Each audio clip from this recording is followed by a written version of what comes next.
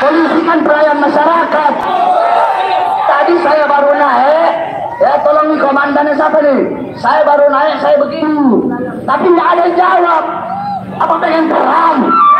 Itu dilindungi negara. Kalau misalkan gara-gara tidak mau senyum dengan Bahar, kalau tidak mau tidak menjawab sapaan Bahar, diartikan sebagai nantang perang bersama Bahar, berarti Bahar sedang menentang negara. Saya nggak ngomong pemerintah, kali ini ngomong undang-undang. Pemerintahan beda lagi ya. Nah, begitu. Ini menurut saya Bahar harus ditangkap segera.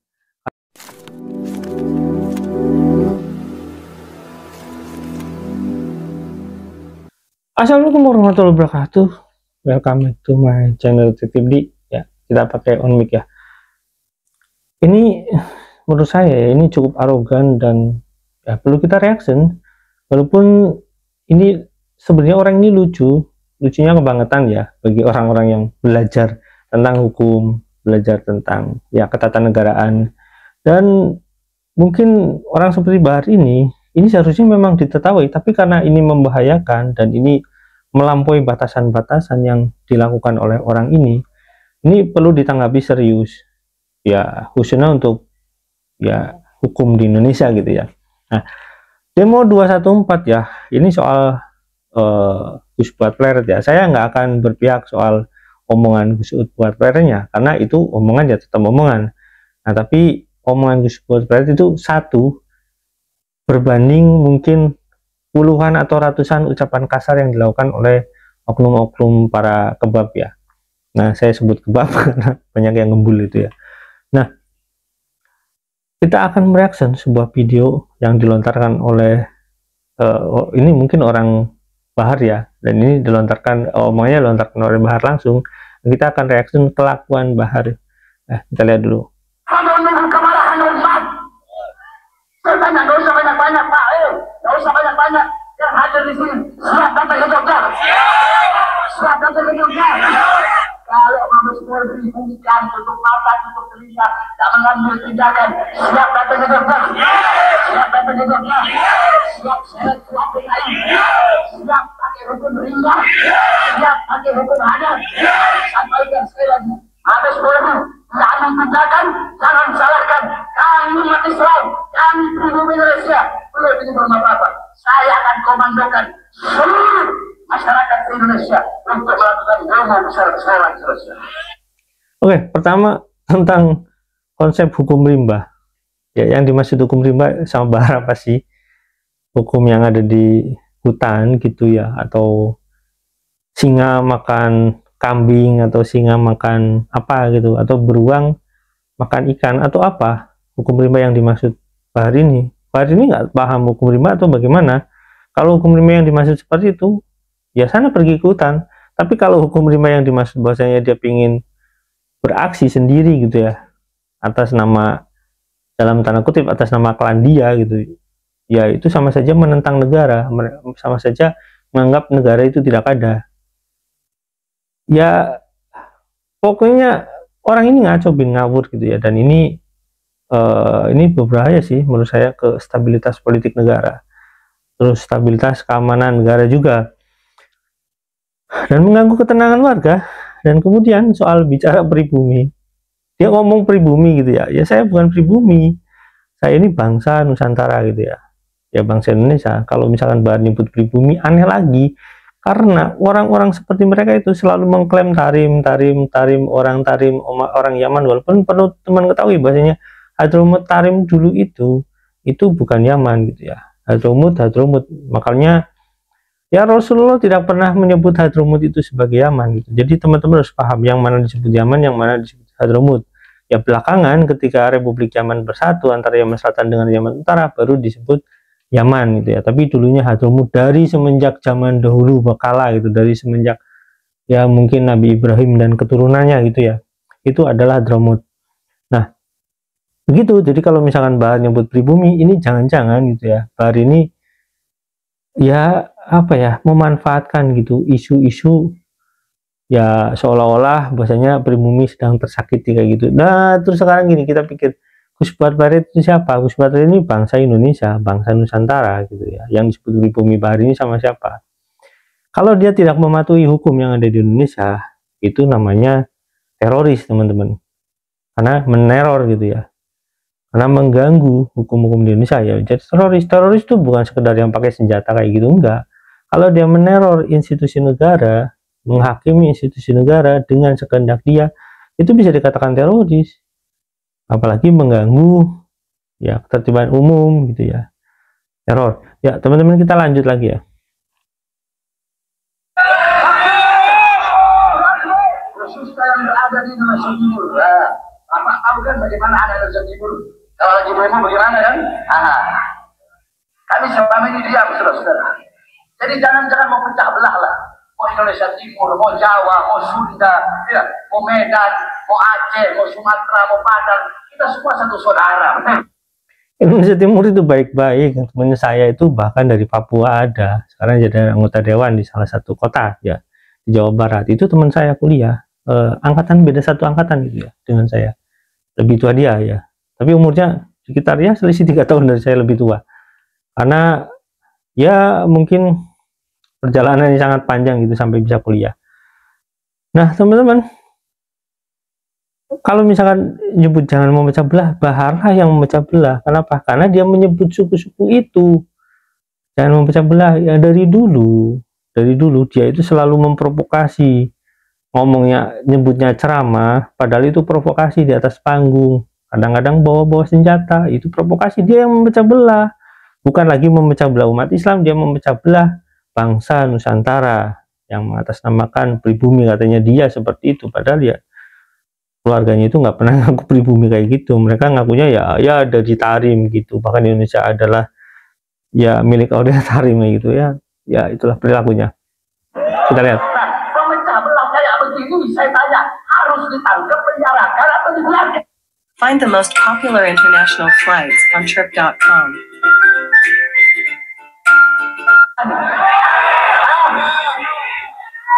Kita ini masih, saya dari kemarin masih tahan-tahan diri saya. Saya mau datang ke sana sendiri, tak perlu banyak orang. Kenapa? Karena saya masih menghormati hukum, masih menghormati proses kepolisian. Tapi kalau kepolisian, ya hukumnya udah dihormati, kita udah adem ayem, udah menyampaikan aspirasi, tetap pura-pura budak, tutup mata, tutup telinga, nggak mau pengen negara aman. Nah, jangan salahkan saya yang saya cuma masuk dalam penjara sampai negara bisa selesai.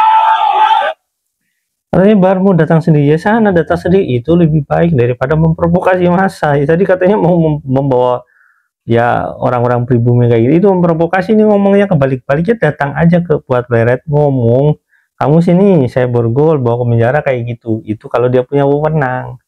Nah tapi memang provokasi itu ya, ini orang provokasi banget bener-bener. Ngomongnya kebalik-balik, nggak sesuai tatanan bicaranya, terus nuduh orang lain provokasi padahal dia sedang memprovokasi. Ya saya nggak membela Gus Buat Pleret ya karena omongannya tersebut, karena Gus Buat Pleret kan memang suka ya celetak-celetuk kayak gitu.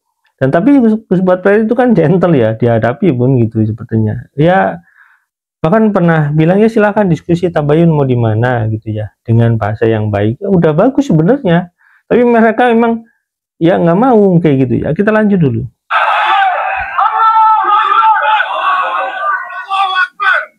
Oh ya, saya sebutkan satu ya.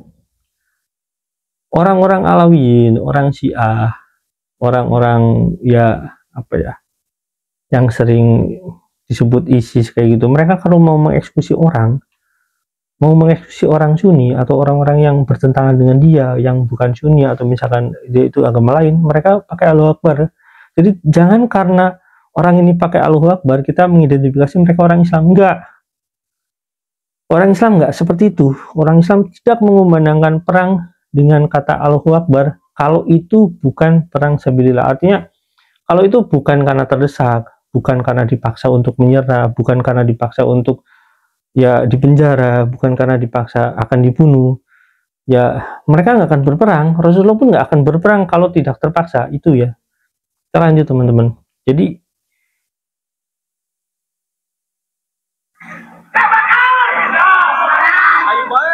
Adik polisi, kalian bukan musuh kami. Musuh kami Buat Pleret. Saya tahu kalian hanya menyampaikan amanat. Kalian hanya melaksanakan tanggung jawab, betul? betul. Jawab dong, betul. Betul. Atau mau perang? Hah? Pak, ini gimana? Saya ajak balik, gak mau. Senyum aja udah, atau mau perang? Nah, ini adalah pernyataan yang sangat berbahaya. Menurut saya kalau udah pernyataan kayak gini, ya Bahar harusnya ditangkap. Karena menyatakan perang terhadap polisi. Atau mau perang itu sama dengan memberi pilihan. Kalian mau senyum atau mau perang, itu memberi pilihan. Dan itu berbahaya sekali. Bahar ini udah provokasi ke negara. Mereka bertugas berdasarkan SOP, standar operasional ya, prosedur. Jadi itu mereka itu sesuai dengan prosedurnya seperti itu, dan mereka bukan memihak karena prosedurnya seperti itu. Mereka itu mengayomi. Jadi bukan untuk bersendaguro dengan mereka, bukan bersendaguro dengan para pendemo. Mereka yang menjaga, tidak senyum dengan tidak apa-apa, itu adalah tugas yang paling benar. Kalau sudah seperti ini memprovokasi bahwa ini menantang negara karena pilihannya cuma dua, senyum atau kamu saya perangi gitu, ibaratnya seperti itu. Ini Bahar harus ditangkap sebenarnya. Ini udah provokasi banget. Nah, suatu saat ya orang seperti ini ya harus ditangkap dengan serius ya gitu ya, biar nggak banyak omong. Ya kita lanjut. Polisi kan pelayan masyarakat. Tadi saya baru naik, ya tolong komandannya siapa nih? Saya baru naik, saya begini. Tapi nggak ada yang jawab. Apa pengen perang? Tuh, apalagi nggak dijawab sama Bahar, artinya nantang perang. Ini adalah kesimpulan yang paling konyol, dan ini provokasi, dan ini harus ditangkap menurut saya. Kenapa? Kalau orang nggak senyum sama Bahar, berarti nantang perang Bahar. Ibaratnya seperti itu. Nah, ini polisi kan negara, alat negara. Polisi ini kan, ya bisa dibilang ini adalah sebuah sistem yang dibuat oleh negara berdasarkan undang-undang. Jadi polisi ini dilindungi oleh undang-undang atas tugas-tugasnya. Kalau SOP-nya ya tidak boleh senyum, SOP-nya harus seperti itu, harus berbaris dan tidak menanggapi apapun pernyataan orang yang sedang berdemo, yaitu SOP-nya, dan itu dilindungi negara. Kalau misalkan gara-gara tidak mau senyum dengan Bahar, kalau tidak menjawab sapaan Bahar, diartikan sebagai nantang perang bersama Bahar, berarti Bahar sedang menentang negara. Saya nggak ngomong pemerintah, kali ini ngomong undang-undang. Pemerintahan beda lagi ya. Nah, begitu. Ini menurut saya Bahar harus ditangkap segera. Karena berbahaya bagi nanti kalau ada orang-orang ya selain Bahar gitu ya, ada orang-orang dari kelompok apalah gitulah, mau dari kelompok FPI yang lain gitu ya, Forum Penyok Indonesia atau forum-forum lain gitu ya, Forum Penyadap Indonesia atau yang lain yang suka demo seperti itu, dan mereka menghina-hina negara, akan ada semacam, lo Bahar dulu juga menghina negara kayak gitu. Nah, oleh karena itu, sebab itu, ya segera Bahar ini diintegrasi di apa ya ibaratnya, ya restorasi justice atau gimana, atau kalau misalkan perlu ya dimasukkan ke, ya apa ya, saya nggak mau jahat-jahat sekali ya, nggak mau sampai ke RS mana gitu, enggak, ya minimal ya suruh pendidikan gitu ya, pendidikan Pancasila dan kewarganegaraan. Ya, wassalamualaikum warahmatullahi wabarakatuh. Bye.